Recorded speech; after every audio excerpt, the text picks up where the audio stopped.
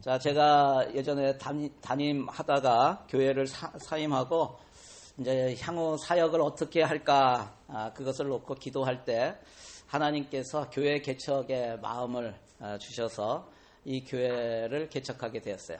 작년 11월에 개척을 했어요. 개척 준비를 하면서 새로운 교회에 주시는 하나님의 마음이 무엇인지, 계획이 무엇인지, 또 비전이 무엇인지 이것에 대해서 그것을 묻는 기도를 계속했죠. 그리고 또 하나 기도한 것이 뭐냐면 어떤 말씀을 전하기 원하십니까? 라는 것에 대한 기도를 했었어요. 그때 마음의 감동으로 주셨던 것이 성경 66권 중에서 2권은 좀 기본적으로 했으면 좋겠다라는 마음을 주셨어요. 하나님이 마음을 주신 것도 있고 또 저에게도 그런 소원이 있었던 것 같아요. 그게 무엇이냐면 하나는 로마서이고 하나는 요한복음이에요. 거기에다 하나 더 붙인다면 요한계시록도 있어요. 근데 2가지는 기본적으로 좀 했으면 좋겠다. 그래서 그동안에 여러 가지 이렇게 필요한 것들에 대해서 말씀을 나눴었는데 지금부터 좀 로마서를 좀 강해를 할까 하는 마음을 주셨어요. 올해 우리 교회의 표가 무엇입니까? 내 안에 그리스도께서 사십니다. 다시 한번 해볼까요? 시작. 내 안에 그리스도께서 사십니다. 영어로 Christ lives in me. 쉬운 말로 하면 뭘까요? 내 안에 그리스도께서 사십니다. 왜 우리가 믿는 사람들이 자꾸 이것을 까먹어? 내 안에 그리스도께서 사시고 내 안에 그리스도께서 주인으로 사시는데 그것을 까먹으니까 우리의 삶이 내 중심으로 나 중심으로 이루어지고 나 중심으로 삶이 이렇게 계속 나아가는 거죠. 결국 이 말씀을 뭐냐면 내 안에 그리스도께서 사십니다라는 것은 내 삶이 바뀌어야 된다는 거예요. 내 삶이 변화되어야 한다는 거예요. 이제는 우리의 삶이 변화가 되어야 된다. 이미 예수 그리스도를 믿을 때 우리는 변화가 되었어요. 새로운 창조물로, 피조물로 새로운 사람이 되었어요. 이제는 그리고 나서 성화의 길로 가야 되는 거예요. 계속해서 우리의 인생이 바뀌어 나가야 되는 거예요. 바뀌지 않으면은 무엇이 돼요? 바뀌지 않으면 옛날 믿지 않을 때랑 똑같다는 거예요. 우리 안에 기쁨이 없어요. 천국의 기쁨이 없어요. 하나님이 주시는 은혜가 넘치지 않아요. 평강이 없어요. 늘 세상이 바뀌는 거에 대해서 우리 가운데 일어나는 문제에 대해서 안절부절하고 두렵고 슬프고 이런 마음이에요. 여러분 크리스천은 그런 사람들이 아니에요. 세상에 어떤 일이 일어나도 기쁘고 감사하고 그리고 즐거운 거예요. 감사가 넘치는 거예요. 평안한 거예요. 평안한 거. 파도가 막 쳐도 평안한 거예요. 여러분 이것이 그리스도인인데 우리가 그렇지 못하잖아요. 그래서 Christ lives in me. 하나님이 우리 주 예수 그리스도께서 우리 안에 계십니다. 여러분 답답해하지 마세요. 두려워하지 마세요. 염려하지 마세요. 이 얘기잖아요. 그렇죠? 그러면 우리의 신앙이 바뀌어야 되는 거예요. 그렇게 인생이 바뀌는 곳에 무엇이 있는가? 그것은 복음이 있다는 거예요. 복음이. 여러분 우리의 인생은 나의 마인드 컨트롤로 바뀌는 게 아니에요. 마인드 컨트롤로 조금 바뀔 수 있죠. 그런데 인생 전체가 바뀌는 것은 복음으로 바뀌게 돼요. 여러분 그래서 바른 복음이 선포되고 바른 복음이 이해되어지고 받아들여지면 우리의 인생이 바뀌어요. 여러분 그래서 복음은요 우리의 인생을 바꾸는 하나님의 능력이에요. 아멘? 그런데 요즘은 점점 갈수록 우리의 삶의 모습이 하나님이 원하시는 거룩한 삶의 모습을 잃어버리고 있다는 생각이 드는 거예요. 하나님의 자녀들의 가치관이 천국 가치관이 아니라 세상 사람들이 좋아하고 세상 사람들이 추구하는 그러한 삶의 모습으로 변질되어 버렸다는 것이 지금 우리의 삶의 모습으로 되어가고 있는 거예요. 여러분 그런 생각을 제가 떨쳐버릴 수가 없어요. 이제는 바뀌어야 하는데 저를 비롯해서 우리 하늘소망교회에 속한 모든 한 사람 한 사람이 바뀌어야 되는데 변화되어야 되는데 이제는 돌아가야 되는데 어디로요? 어디로 돌아가요? 주님께로 하나님께로. 우리는 믿음의 기본을 다시 회복해야 해요. 여러분 이게 굉장히 중요한 것 같아요. 그 믿음의 기본이 무엇인가? 바로 복음이에요. 복음. 그 복음을 구체적으로 자세히 기록한 책이 바로 로마서이기 때문에 이 믿음의 기초를 바로 세우고 믿음의 회복을 바라는 간절한 마음에서 그래서 앞으로 로마서를 가지고 우리가 이야기를 좀 나눌 거예요. 물론 중간중간에 절기에 따라서 또 특별한 일이 있으면 그거에 따라 다른 말씀도 전할 것이에요. 하지만 주로 주일에는 이 로마서를 가지고 이야기를 나눌 거예요. 그래서 저와 여러분에게 저는 담임 목사로서 이런 기대와 바람이 있어요. 저와 여러분이 이런 마음을 가졌으면 좋겠다 하는 것이 있어요. 그게 뭐냐면 하나님 정말 복음에 기초한 삶을 살고 싶습니다. 이러한 마음이 있었으면 좋겠어요. 정말 하나님의 그 복음에 기반을 둔 그러한 삶. 그러면 어떻게 해요? 내가 먼저 변화되기 원합니다. 우리의 가운데 이러한 마음이 있었으면 좋겠어요. 하나님 변화되기 원합니다.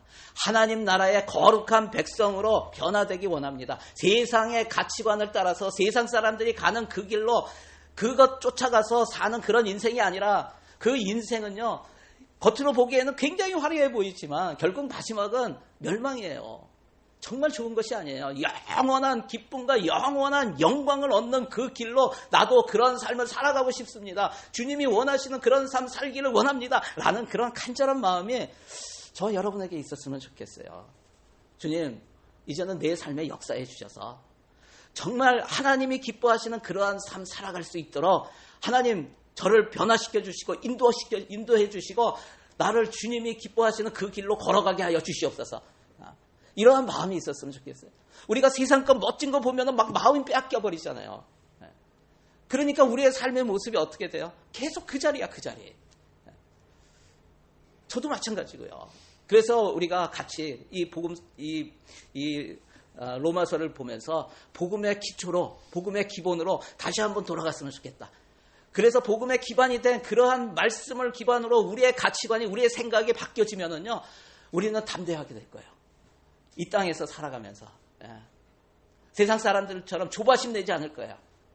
세상 사람들처럼 염려하지 않고 정말 주님의 그 뜻을 위해서 살아갈 수 있을 거예요. 여러분 이런 마음 품었으면 좋겠어요. 주님 나라와 의를 위해서 주님 내가 변화되고 주님이 나를 사용해 주시기를 원합니다. 이러한 기대가 있었으면 좋겠어요. 저는 그렇게 될 줄로 믿습니다. 아멘. 저와 여러분이 변화될 줄로 믿습니다. 여러분 이러한 기대를 가지고 이렇게 변화될 것이라는 그런 기대와 바람을 가지고 우리의 말씀을 들으시면 좋을 것 같아요. 로마서는 누가 썼어요? 1절에 나옵니다. 자, 같이 읽겠습니다. 시작. 예수 그리스도의 종 바울은 사도로 부르심을 받아 하나님의 복음을 위하여 택정함을 입었으니. 지금 여기에 보면은 누가 썼는가? 그리스도의 종 바울이 썼다고 얘기하는 거예요. 사도 바울. 누구에게 썼어요? 7절에 있어요. 로마에서 하나님의 사랑하심을 받는 성도로 부르심을 받은 모든 자에게 썼다는 거예요. 그러니까 뭐예요? 로마에서 하나님의 부르심을 받은 성도들. 그러니까 로마 교회에 썼다는 거예요. 여러분 로마 교회는 로마에 또 교회가 있었어요. 로마에 교회가 있었는데 사도 바울이 로마에 가서 개척을 한 게 아니에요. 베드로가 간 것도 아니에요. 사도들이 가서 복음을 전해서 교회가 생겨진 게 아니에요. 그런데 로마에는 예수님 오시기 전에 BC 한 2세기부터 한 200년 전부터 유대인 공동체가 로마에 있었어요. 디아스포라라고 하죠.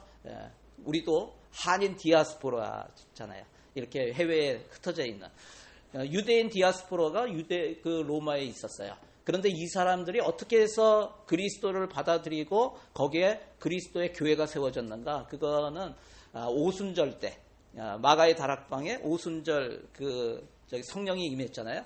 그때 오순절 때 디아스포라들이 제사를 드리기 위해 예루살렘에 다 모여요. 그때 로마에서 왔던 사람들이 그 예수 그리스도에 대한 복음을 듣죠. 그때 사도 베드로가 복음을 전했을 때 5,000명이 한 번에 또 4,000명이 한 번에 돌아오는 그런 일들이 있었잖아요. 그때 예수님을 믿었다가 다시 돌아간 사람들에 의해서 교회가 세워졌다라고 보는 거예요. 그것이 로마 교회예요. 왜 썼는가? 여러 가지 이유가 있어요. 많은 이유가 있어요. 내가 너희들한테 가고 싶다라는 것도 있고요. 여러 가지가 있는데 가장 중요한 큰 이유가 15절에 나와요. 같이 읽겠습니다.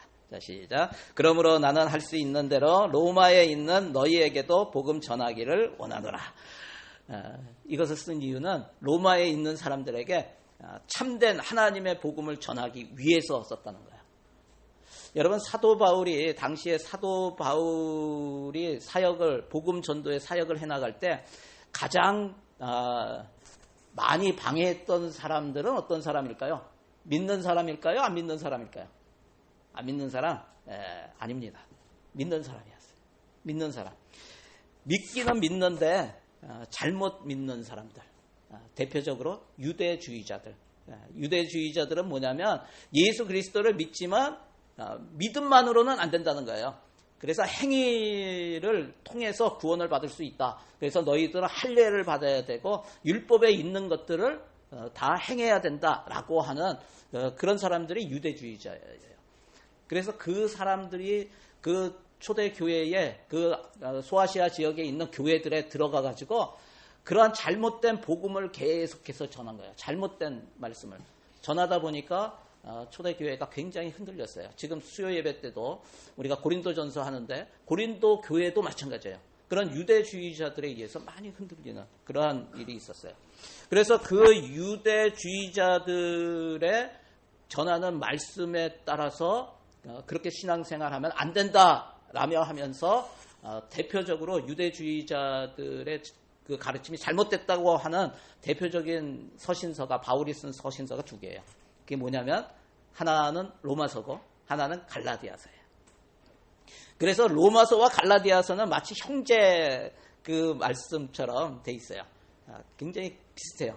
그런데 중점이 조금 달라요. 둘 다 믿음에 의한 구원을 얘기해요. 그런데 갈라디아서는 뭐냐면 구원을 받는데 율법으로는 안 된다. 율법을 행함으로는 안 된다라는 거에 초점을 맞춰 있어요. 그리고 로마서는 뭐냐면 하나님의 공의로 나타난 믿음으로만이 구원을 받는다. 여기에 초점이 맞춰져 있어요. 둘 다 마찬가지예요. 그 행위로는 아니고 행위가 아니라 믿음으로 구원받는다라고 하는 건데 약간 초점이 다른 거예요. 그래서 갈라디아서는 율법에 의한 구원이 아닌 것, 그리고 로마서는 하나님의 의가 나타나는 방법으로의 믿음, 이것을 강조하고 있다는 거예요. 자, 오늘은 서론인데 로마서와 복음에 대해서 세 가지를 말씀을 드리기 원합니다. 뭐 맨날 세 가지죠. 예. 첫 번째는 뭐냐면 로마서는 사람을 변화시키는 책이라는 거예요. 아까 얘기했지만 사람을 변화시키는 책이에요. 이게 별명이에요. 로마서의 별명. 사람을 변화시키는 책. 역사상에 많은 사람들이 로마서를 읽고 변화받았어요. 그중 대표적인 사람이 누구냐면 여러분 어거스틴이라는 사람 알죠? 히포에서 있었던 히포의 어거스틴. 이 사람은 4세기에 있었던 사람인데 히포의 주교였어요. 그런데 이 어거스틴의 어머니가 모니카예요. 모니카는 굉장히 신실한 기독교인이었어요. 하지만 어거스틴은 믿음에서 등을 돌렸어요. 그는 다른 곳에서 진리를 찾기 위해서 이단에도 빠지고 여러 가지 이상한 종교에도 빠지고 그랬어요. 그러면서 내키는 대로 살기로 작정을 하고는 자기 마음대로 육체의 정욕대로 살았어요. 그래서 결혼도 하지 않은 채 아기도 낳고 한 아이의 아버지가 되기도 했어요. 하지만 밀라노에 거주하는 동안에 당대의 교회 지도자였던 암브로시우스 주교의 설교를 듣게 돼요. 그리고 나서 설교 내용이 계속 자꾸 떠오르는 거예요. 그러면서 마음이 혼란스럽고 요동쳐서 아무도 찾을 수 없는 곳으로 숨으려고 했어요. 그런데 한 번은 그렇게 마음이 요동치고 있는데 이웃집에서 어떤 한 소년인지 잘 모르는데 누군가가 찬양을 하고 있었어요. 그런데 그 찬양 소리가 어떻게 들리냐면은 집어서 읽어라 이러한 말씀으로 계속 들리는 거예요. 그래서 뭘 집나 했더니 옆에 성경이 있었는데 그 성경을 딱 집어서 딱 펼쳤는데 그게 어디냐면 로마서예요. 그가 첫눈에 딱 들어왔던 성경 구절이 로마서 13장 13절 14절이에요. 같이 한번 읽어볼까요? 자, 시작. 낮에와 같이 단정히 행하고 방탕하거나 술 취하지 말며 음란하거나 호색하지 말며 다투거나 시기하지 말고 오직 주 예수 그리스도로 옷 입고 정욕을 위하여 육신의 일을 도모하지 말라. 이게 자기의 삶이었어요. 근데 성경 말씀에 이것이 있는 거예요. 그때의 마음을 어거스틴이 어떻게 표현을 했냐면 이렇게 글로 적었어요. 이렇게 적었어요. 마지막 단어를 읽자마자 모든 근심으로부터 나를 구원해주는 빛이 마음속 가득히 비치는 듯 했다. 모든 의심의 그림자들이 흩어졌다. 어거스틴이 그렇게 얘기해요. 그리고 나서 변화된 어거스틴은 신앙에 대한 수많은 책을 써요. 지금까지 많은 기독교인들이 있었고 예수 그리스도의 제자들이 있었는데 가장 많은 책을 쓰고 가장 많은 영향을 미친 사도 바울과 비슷하게 그 정도의 영향력을 가진 사람이 누군가 많은 사람들이 누굴 짚냐면 어거스틴을 해요. 어거스틴의 책이 굉장히 많아요. 신앙에 대한 책들을 많이 썼어요. 그 정도로 영향력이 큰 사람이 어거스틴이에요. 그가 변화된 거 로마서를 통해서 한순간에 변화됐어요. 그리고 또 대표적인 인물이 있어요. 누구냐면 독일의 마틴 루터 킹이에요.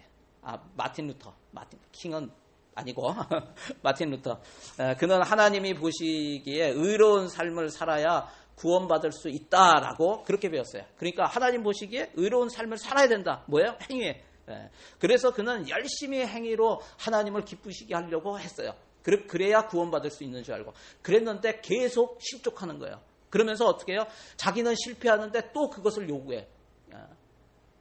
너 이렇게 살면은 구원 못 받아 라는 것을 계속 요구하니까 거기에 실증이 난 거예요. 그리고 나서 점점 그것이 스트레스가 되고 너무 부담이 되니까 나중에는 하나님이 싫어졌어요. 그러다가 로마서 1장 17절 말씀을 읽고 그 의미를 확실하게 깨닫게 된 후에 그가 변화됐어요. 17절 말씀 같이 읽을까요? 자, 시작. 복음에는 하나님의 의가 나타나서 믿음으로 믿음에 이르게 하나니 기록된 바 오직 의는 믿음으로 말미암아 살리라 함과 같으니라. 이 마틴 루터는 특히 하나님의 의라는 단어에 대해서 거기에 대해서 계속 좌절했었어요. 그러면서 이렇게 얘기합니다. 하나님의 의라는 표현에서 가로막히고 말았다. 그 의미를 의로우신 하나님이 불의한 자들을 공평하게 심판하신다는 뜻으로 받아들였기 때문이다. 나는 흠잡을 데 없는 수도승이지만 하나님 앞에서는 죄인이었다. 나는 의롭고 무서운 하나님을 사랑할 수 없었고 도리어 그분을 미워하며 불평하였다. 그 후 하나님이 우리에게 은혜와 자비를 베푸셔서 믿음으로 말미암아 의롭다 함을 받는 것이 그분의 의라는 것을 온전히 이해하게 되었다. 그리고 뭐라고 했냐면 나는 새롭게 태어났고 천국에 이르는 열린 문을 통과했다고 느꼈다. 나는 해내었다. 전에는 하나님의 의라는 표현이 싫었지만 이제는 그것이 가장 소중하고 위안을 주는 말이 되었다. 결국 하나님의 의를 잘못 해석해서 그에게 예수 믿는 게 굉장한 부담이었고 하나님이 싫어지기까지 했는데 그것이 제대로 해석되고 이해하게 되니까 마틴 루터는 나중에 어떻게 돼요? 독일과 유럽 전역에 종교개혁을 일으켜서 새로운 역사를 쓰는 사람이 되었죠. 또 한 사람 제가 소개할게요. 여러분 장 칼뱅이에요. 영어식 발음으로는 존 칼빈입니다. 이 사람 프랑스인이기 때문에 원래 이름이 장 칼뱅이라고 읽어요. 신학자예요. 목회자예요.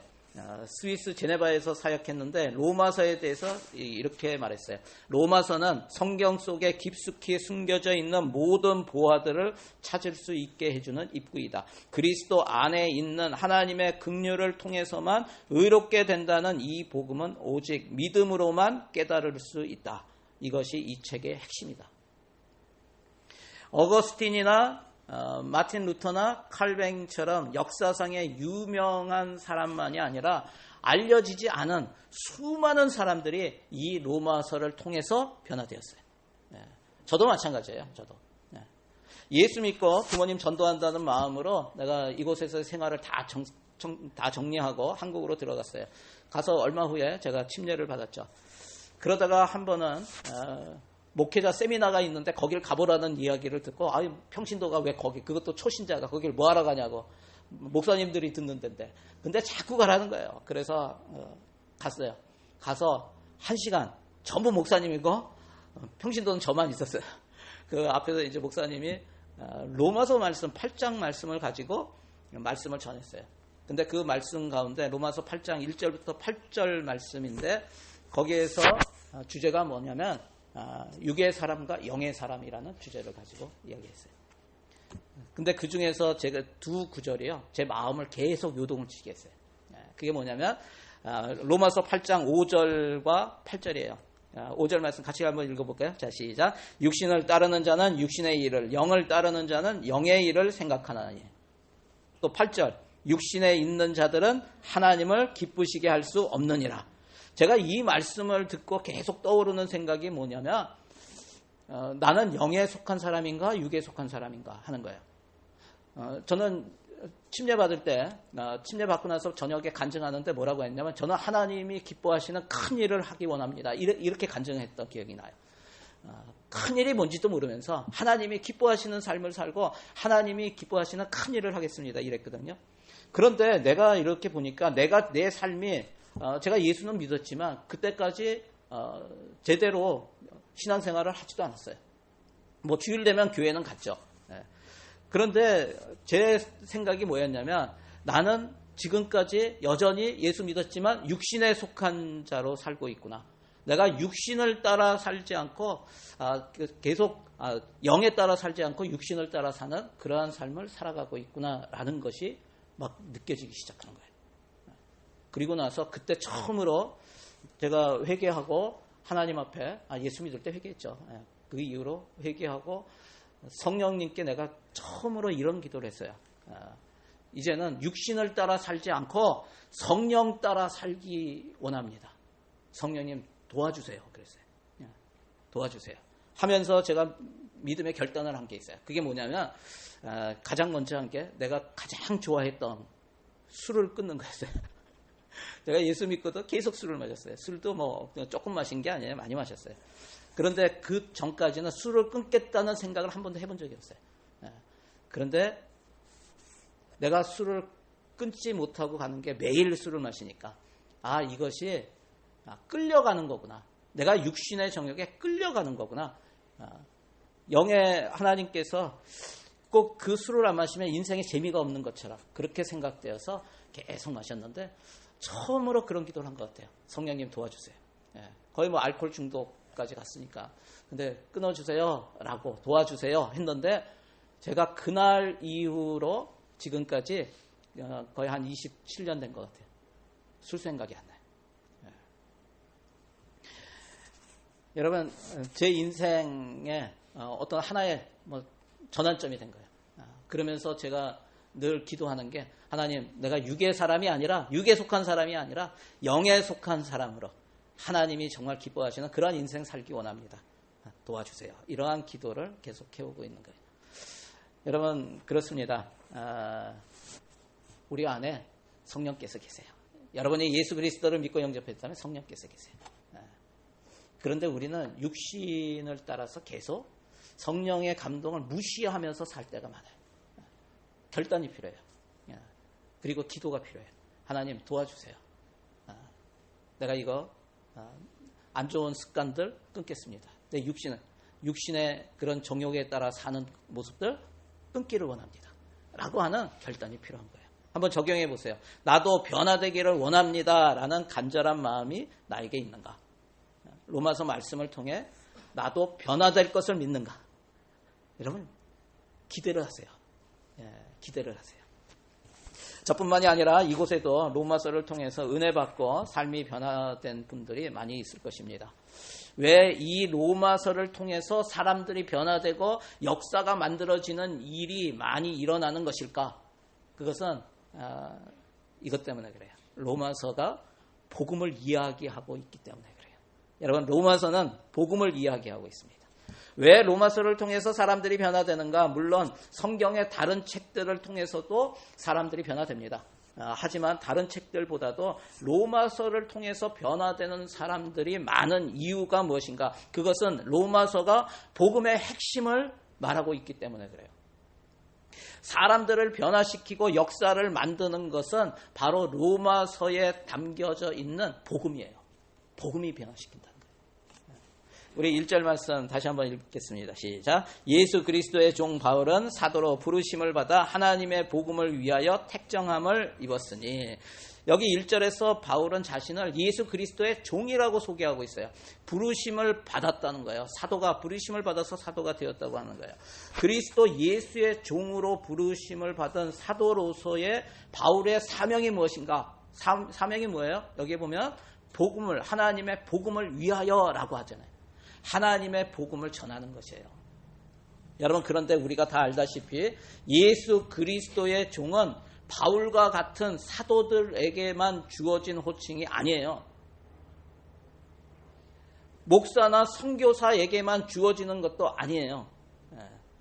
종에게는 반드시 있어야 되는 게 있어요. 여러분, 종에게 반드시 있어야 되는 게 뭐예요?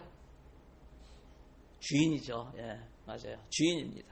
종에게는 반드시 주인이 있고 그 주인을 섬기는 사람이 종이에요.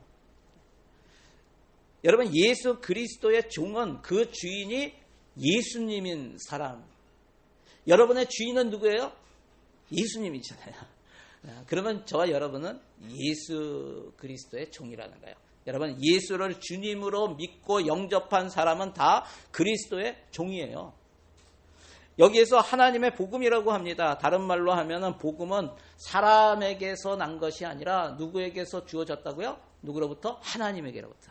하나님에 의해서 주어졌다는 거예요. 로마서는 하나님에 의해 주어진 복음에 대해서 기록하고 있는 거예요. 바울은 자신을 소개하면서 하나님의 복음을 전하기 위해 따로 세우심을 받은 사람이라고 하면서 이 복음이 무엇인가에 대해서 설명하고 있어요. 2절, 3절에. 우리 2절 말씀 같이 한번 읽겠습니다. 자, 시작. 이 복음은 하나님이 선지자들을 통하여 그의 아들에 관하여 성경에 미리 약속하신 것이라. 복음이 무엇이라고요? 복음은 갑자기 나온 것이 아니라 하나님께서 선지자들을 통해서 성경에 미리 예언되어 있었던, 약속하신 그의 아들에 대한 말씀이라고요. 그의 아들이 누구예요? 4절에 나오죠. 자, 시작. 성결의 영으로는 죽은 자들 가운데서 부활하사 능력으로 하나님의 아들로 선포되셨으니 곧 우리 주 예수 그리스도시니라. 한마디로 복음이 뭐라고요? 복음은 예수 그리스도에 대한 말씀이라는 거예요. 예수 그리스도에 대한 말씀. 그러면서 자신은 예수 그리스도를 통해서 은혜를 입어 그의 이름을 전하는 사도가 되었다고 지금 5절에 이야기하고 있어요. 그로 말미암아 우리가 은혜와 사도의 직분을 받아 그의 이름을 위하여. 여러분, 사도 바울만이 아니라 믿는 모든 사람들이 다 예수 그리스도의 부르심을 받은 사람이라고 6절에 말씀하고 있어요. 너희도 그들 중에서 예수 그리스도의 것으로 부르심을 받은 자니라. 여러분은 예수 그리스도의 부르심을 받으셨어요? 부르심이라고 하는 것을 신학적인 용어로 뭐라고 하냐면, 뭐라고 해요? 소명이라고 해요. 콜링이라고 해요. 이 소명, 여러분은 소명을 받은 사람이에요? 여러분, 우리는 다 소명을 받은 사람이에요. 사도 바울은 로마에 있는 성도들, 즉 예수 그리스도를 믿는 사람들은 다 예수 그리스도의 부르심, 소명을 받은 사람들이라고 지금 말하고 있는 거예요. 소명은 뭐와 관계가 다 있냐면 사명과 관계가 되는 거예요. 부르신 데는 이유가 있는 거예요. 여러분, 그 소명이 무엇인가? 곧 복음, 예수 그리스도의 이름을 전하는 것이 소명이에요. 그것이 사명이에요. 사도 베드로도 같은 이야기를 했어요. 우리가 잘 아는 말씀입니다. 베드로전서 2장 9절 말씀 같이 읽겠습니다. 시작. 그러나 너희는 택하신 족속이요 왕같은 제사장들이요 거룩한 나라요 그의 소유가 된 백성이니 이는 너희를 어두운 데서 불러내어 그의 기이한 빛에 들어가게 하신 이의 아름다운 덕을 선전하게 하려 하심이라. 여러분, 그러니까 우리 모두가 누구라고요? 그리스도의 종이고 우리는 소명을 받았다고요. 부르심을 받았다고요. 사명을 받았다고요. 그럼 혹시 그런 생각이 들지 않으세요? 아니 지금 먹고 살기도 바쁜데 복음을 전하는 것이 무슨 삶의 목적이고 사명이라고 말씀을 하십니까? 복음을 전하는 것은 목사나 선교사나 전도사나 이렇게 특별히 부르심을 받은 그런 사람들만이 하면 되는 것 아닙니까? 라고 이야기할 수 있을 거예요. 그것이 나와 직접 상관이 없다라고 주장할 수도 있을 거예요. 여러분, 그것은 복음이 뭔지를 몰라서 그래요. 복음의 가치를 알게 되면 그것이 우리 삶의 궁극적인 목적이 될 충분한 이유가 있는 거예요. 한번 적용해 보세요. 나는 예수 그리스도의 종이며 그리스도의 부르심을 받은 자임을 믿는가? 주께서 나에게 주신 소명은 무엇인가? 여러분, 복음이 왜 그렇게 중요한가? 왜 복음으로 인해서 사람들의 인생이 완전히 바뀌게 되는가? 복음을 전하는 것이 왜 우리 인생의 목적이라고까지 얘기를 하는가? 왜 그럴까요? 그 이유가 오늘 말하려고 하는 세 번째 내용이에요. 세 번째, 복음은 죄를 이기고 창조의 질서를 회복하게 합니다. 여러분, 복음이 무슨 뜻이에요? 복음이라고 하는 것이 헬라어로는 한번 들어봤을 거예요. 유앙겔리온입니다. 유앙겔리온. 이 말은 좋은 소식이라는 뜻이에요. 좋은 소식, 기쁜 소식. 그래서 영어로는 굿뉴스예요. 왜 복음이 좋고 기쁜 소식인가? 여러분, 우리들에게는 좋아하는 것이 있고 싫어하는 것이 있죠. 사람들마다 좋아하는 것과 싫어하는 것이 전부 다릅니다. 같은 고양이를 봐도 어떤 사람은 너무나 사랑스럽고 귀엽고 좋아해요. 그런데 어떤 사람은 너무나 징그럽다고 하고 무섭다고 하고 싫어해요. 우리가 어떤 것을 보면서 좋아하고 싫어하는 마음이 있는데 그 마음은 언제부터 시작됐을까요? 하나님에 의해서 처음 사람이 창조되었을 때도 어떤 것을 보면 좋아하고 어떤 것을 보면 싫어했을까요? 여러분, 어떤 동물을 보면서 어떤 동물은 저거는 좋아, 어떤 동물은 징그러워, 싫어, 이런 마음이 있었을까요? 없었을 거예요. 여러분, 하와가 여러분 뱀을 보면서 예쁘다고 하는 사람이 몇 명이 있겠어요? 하와가 뱀을 보면서 어머나 징그러워 무서워 하면서 도망갔어요? 아니요. 이야기했어요. 여러분, 창세기 2장 19절 한번 읽어볼까요? 자, 시작. 여호와 하나님이 흙으로 각종 들짐승과 공중의 각종 새를 지으시고 아담이 무엇이라고 부르나 보시려고 그것들을 그에게로 이끌어 가시니 아담이 각 생물을 부르는 것이 곧 그 이름이 되었더라. 하나님께서 각 생물들을 아담에게로 이끌어서요. 그리고 난 다음에 아담이 어떤 것은 싫어서 도망가거나 뭐 만나기도 싫어하거나 보지도 않거나 이런 것이 아니에요. 하나하나 다 봐요. 그리고 다 이름을 지어줘요. 왜 하나님께서 만드신 왜 그러냐면 하나님께서 만드신 모든 피조물이 어때요? 선하기 때문에 그래요. 선하다는 건 굿이에요, 굿. 여러분, 그래서 가까이 올 때 다 이름을 지어줬어요. 하나님께서 6일 동안 천지를 창조하셨을 때 계속해서 반복되는 단어가 뭐예요? 보시기에 좋았더라. 이거 뭐예요? It was good. It was good. 선하다는 말이에요. 여러분, 하나님께서 만드신 모든 것은 선하고 좋은 것이에요. 그래서 아내와 또 남편을 보면서 싫어하는 마음이 있었을까요? 미워하는 마음이 있었을까요? 없었어요. 그냥 좋은 거예요. 그래서 내 뼈 중에 뼈요, 살 중에 살이라고 얘기한 거예요. 에덴 동산에는 다 좋은 것만 있었어요. 이 땅에 만드신 것은 다 좋아요. 심지어 선악을 알게 하는 나무, 그것까지도 선한 것이었어요. 그것은 사람에게 죄가 들어오지 못하도록 막는 하나님이 막아주시는 그런 방어막이에요. 좋은 거예요. 여러분, 그런데 인간이 하나님의 뜻을 거역하고 범죄하였을 때부터 싫어하는 마음, 두려워하는 마음, 미워하는 마음이 생기게 돼요. 하나님을 가까이 하던 마음이 하나님을 두려워하는 마음으로 변했어요. 그래서 숨게 되죠. 또 그렇게 사랑하고 좋아 보였던 그 아내가 원망스러워지고 미워 보이게 되는 거예요. 저 여자가 나한테 줘서 먹었습니다. 원망하잖아요. 여러분, 이게 뭐예요?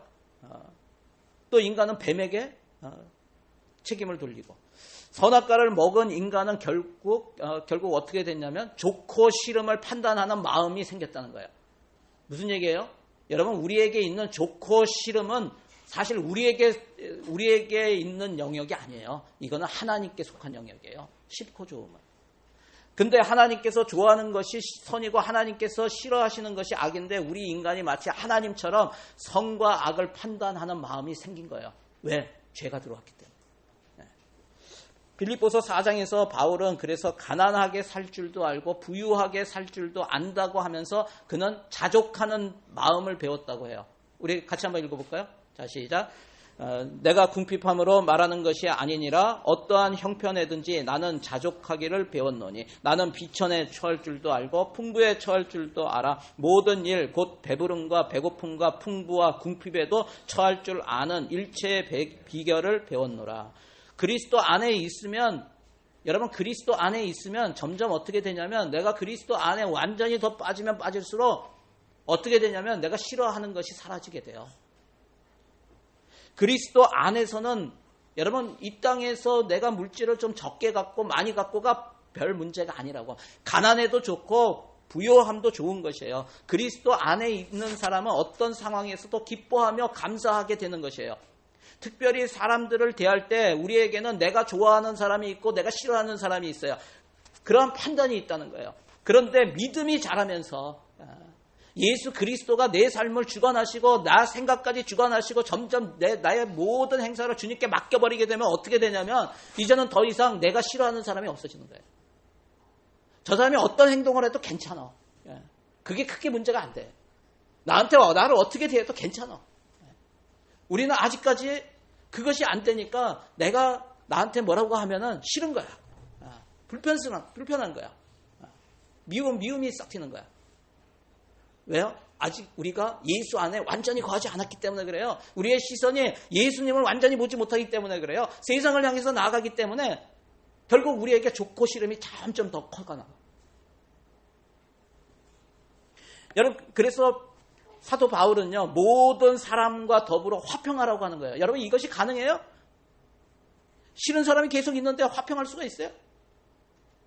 언제 가능하냐면 예수 그리스도로 닮아가면 닮아갈수록 우리는 모든 사람과 화평할 수 있게 되는 거예요. 싫어하는 사람이 없어지는 거예요. 로마서 12장 18절 할 수 있거든 너희로서는 모든 사람과 더불어 화평하라. 언제 어떻게 해야 이것이 가능하다고요? 복음 안에서 가능하게 된다는 거예요. 복음 안에서. 그래서 참된 복음을 바른 복음을 우리가 믿고 이해하고 받아들이게 되면은 점점 이러한 일들이 일어나는 거예요. 세상에 감당하지 못하는 일들이 일어나는 거예요. 여러분 복음이 무엇인가? 복음은 죄로 인한 좋고 싫음, 선과 악을 판단했던 마음들이 사라지고 아담의 범죄 이전의 에덴 동산의 모습으로 회복시키는 것이 복음이에요. 그러니까 하나님의 선하다, 하나님이 좋다, 이루어질 굿했던 모습들이 우리 안에서 만들어져 가는 게 그게 복음으로 말미암아 이루어진다는 거예요. 죄 이전에 모든 것이 보기 좋았던 모습으로 돌아가는 거예요. 죄를 이기고 하나님의 창조 질서로 회복시키는 것이 뭐라고요? 복음이라고요. 싫은 것뿐만이 아니라 우리에게 있는 미움, 시기, 질투, 아픔, 고통, 고난, 염려, 걱정, 두려움, 죽음까지도 다 죄로 인해서 생긴 거예요. 이것들을 다 이길 수 있는 것이 뭐라고요? 복음이라고요. 복음. 죄로부터의 자유를 통한 인간의 완전한 회복, 즉 우리 인간을 완전히 변화시킬 수 있는 것이 뭐냐면 복음이에요. 여러분 그래서 이 땅의 소망은 복음밖에 없다고요. 복음이 뭐예요? 예수 그리스도에 대한 거라고. 예수 그리스도가 그래서 우리의 이 땅의 마지막 소망이라고. 다른 것은 없어요. 여러분 복음을 모르면 우리의 삶이 변화되지가 않아요. 계속 이 삶이 계속 이어진다고. 하나님께서 원하셨던 삶을 살아가게 만드는 것이 바로 하나님의 의로 나타난 복음의 능력이라는 거예요. 그래서 복음은 굿 앤 배드 뉴스가 아니라 오직 뭐예요? 복음은 오직 굿뉴스예요. 오직 굿뉴스. 한번 적용해 보세요. 예수 믿는 나에게 아직도 미움과 시기와 걱정과 두려움이 있는가? 왜 그런 마음이 생기는가?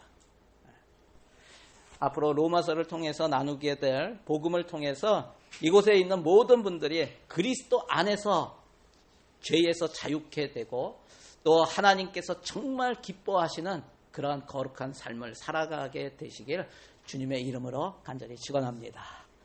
기도하겠습니다. 오늘 성찬식이 있어서 제가 마무리 기도하고 합심 기도는 우리 성찬식 할 때 했으면 좋겠어요. 잠시 기도하겠습니다. 참 좋으신 하나님 감사합니다. 하나님 그렇습니다. 우리가 이 땅에 예수 그리스도를 만나는 그런 축복을 주셔서 이제는 우리 안에 생명이 싹트게 하시고 생명이 자라게 하시니 감사합니다. 하지만 여전히 우리의 시선과 우리의 가치관이 세상을 향해서 그렇게 살아가서 변화가 되지 않는 부분들이 있습니다. 다시 한번 이번 로마서를 통해서 참된 복음의 가치를 알게 하여 주시고 그 복음을 알고 깨닫고 믿고 받아들여서 우리의 삶이 변화되기를 원합니다. 죄로부터의 완전한 자유를 통해서 우리가 예수 그리스도를 닮아가며 이 땅에서 미워하고 시기하고 질투하고 두려워하고 걱정하고 염려하는 모든 것들 죽음까지도 이기고 승리하는 그런 우리 성도들의 삶이 될 수 있도록 하나님이 역사하여 주시고 인도하여 주시옵소서. 그렇게 이끄실 주님을 찬양합니다. 감사드리며 예수님의 이름으로 기도드립니다. 아멘.